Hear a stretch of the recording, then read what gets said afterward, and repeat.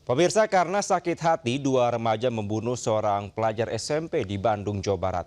Sementara itu di Pekalongan, Jawa Tengah, suami dari anggota DPRD menjadi korban penembakan orang tak dikenal.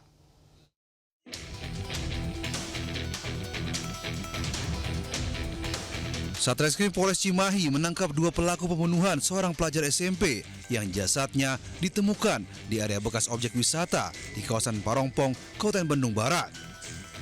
Dua pelaku yang masih di bawah umur ini ditangkap di Garut. Pelaku sebelumnya sempat kabur ke Tasikmalaya namun kembali ke Garut.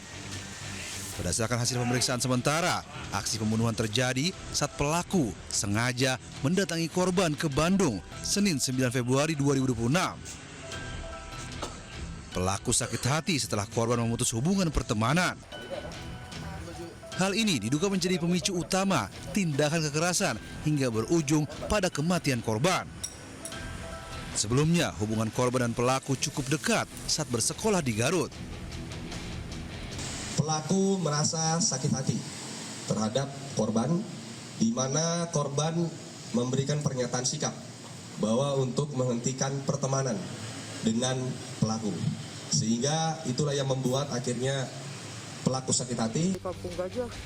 Jasad pria ditemukan di area bekas objek wisata di kawasan Parongpong, Bandung Barat. Korban pertama kali ditemukan oleh sejumlah orang yang sedang live di media sosial pada Jumat malam lalu. Dari hasil identifikasi, tim Inafis Polres Cimahi, korban Zeaki, usia 14 tahun, seorang pelajar SMP di kota Bandung.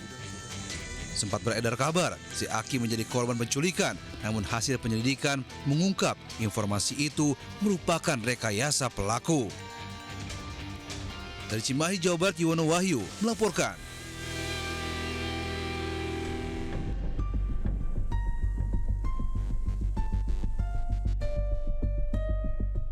Aksi penembakan oleh orang tak dikenal menggegerkan warga Kedung Uni, Kabupaten Pekalongan, Jawa Tengah.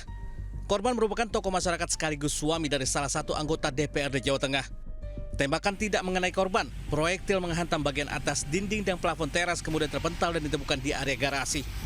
Korban mengaku tidak memiliki firasat apapun dan tidak mengetahui siapa pelaku maupun motif di balik aksi tersebut. Dalam beberapa waktu terakhir, korban diketahui tengah mendampingi kasus dugaan penculikan yang ditangani Polda Jateng. Jam 9.10 menit. 9-10 menit. Ya. Posisi Bapak di sini? Saya persis duduk di sini. Gitu. Terus Kades itu duduk di situ.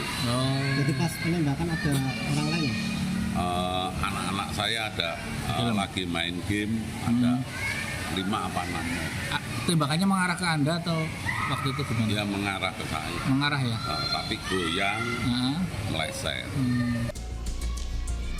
Hingga kini polisi masih memburu pelaku yang melarikan diri ke arah utara usai melepaskan tembakan. Dari Pekalongan, Jawa Tengah, Suryono Soekarno Ayus melaporkan. Pemirsa, 3 orang tewas saat mobil yang ditumpangi satu keluarga tertimpa truk kontainer bermuatan 32 ton di Karawang, Jawa Barat.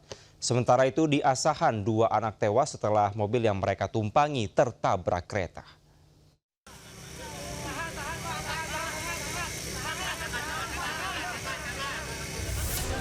Kecelakaan maut terjadi ketika sebuah mobil yang ditumpangi satu keluarga tertimpa muatan truk seberat 32 ton di Karawang, Jawa Barat. Kecelakaan terjadi sekitar pukul 20 WIB saat truk kontainer bermuatan minyak goreng kemasan memasuki gang kecil untuk melakukan bongkar muat. Ketika melintasi turunan curam, truk kehilangan kendali karena takut menahan beban muatan. Naas, tepat saat truk terbalik, sebuah mobil jenis sedan melintas hingga kecelakaan tak terhindarkan. Akibatnya 3 orang meninggal dunia di lokasi kejadian, sementara 3 korban lainnya selamat namun menderita luka parah. Petugas dari Polres Karawang menerjunkan 2 kendaraan derek serta alat berat untuk mengangkat kontainer. Masuki jalan sempit, kemudian hilang kendali, kemudian kontainer terguling, menimpa kendaraan sedan. Diketahui akses jalan di lokasi kejadian tidak diperuntukkan untuk truk. Kasus ini masih ditangani unit Laka Lantas Polres Karawang untuk menyelidiki dugaan pelanggaran yang terjadi. Dari Karawang, Jawa Barat, Rudi Setiawan, iNews melaporkan.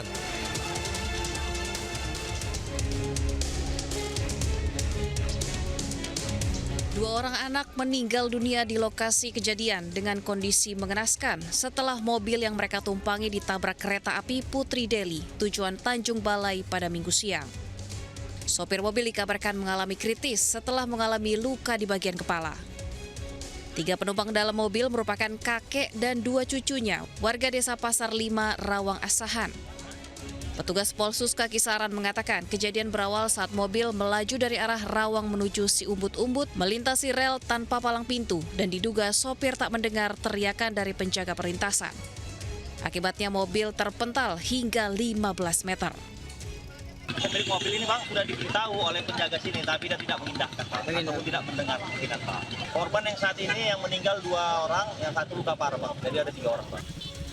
Korban meninggal dunia dan kritis dibawa ke rumah sakit terdekat. Sementara kasus kecelakaan ditangani unit Gakum Satlantas Polres Asahan. Dari Asahan, Sumatera Utara, Ulil Amri, iNews melaporkan. Pemirsa, 2 bocah di Grobogan dilarikan ke rumah sakit akibat terkena ledakan saat meracik bubuk mercon.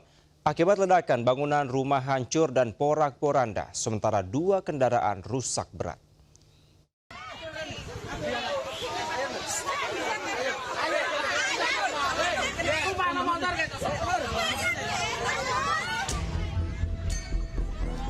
Dua bocah warga desa Tambirjo, Kecamatan Toroh, Grobogan, Jawa Tengah dilarikan warga ke rumah sakit untuk mendapatkan penanganan medis. Kepanikan warga terdengar saat melihat kondisi tubuh kedua korban keluar dari teras rumah. Mereka mengalami luka akibat terkena ledakan petasan seberat 2 kg yang mereka racik sendiri. Kerasnya ledakan mengakibatkan rumah rusak serta kendaraan rusak parah. Kaca dan bodi mobil pecah berantakan, sementara atap dan bangunan rumah hancur berhamburan.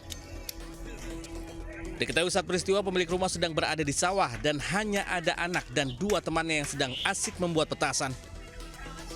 Ada 3 orang anak yang membeli bulan dari toko online. Pada pukul 12.30, 3 anak tersebut mengaduk atau meracik obat tersebut dan mengakibatkan ledakan. Selanjutnya kini peristiwa ledakan ini masih dalam penyelidikan kepolisian. Dari Grobogan, Jawa Tengah, Rustama Nusantara News melaporkan.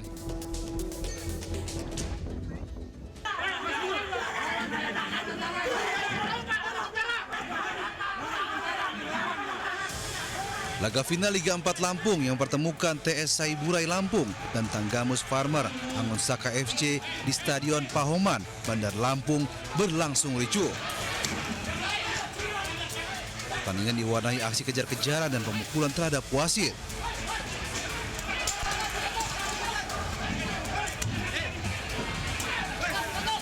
Keributan terjadi disebabkan kedua tim terlibat adu mulut di tengah lapangan hingga wasit yang memimpin pertandingan langsung mengeluarkan kartu merah kepada kedua pemain. Kerusuhan pun memuncak setelah gol penyama kedudukan TS Saiburai di menit akhir dianulir karena dianggap offside. Usai peluit panjang, sejumlah pemain dan ofisial TS Saiburai mengejar wasit dan terjadi aksi pemukulan. Aparat kepolisian yang berjaga di sekitar lapangan langsung mengamankan wasit untuk mencegah tindakan lebih lanjut. Insiden ini menambah daftar panjang catatan kerusuhan di ajang sepak bola daerah. Dari Bandar Lampung, Andes Afandi melaporkan.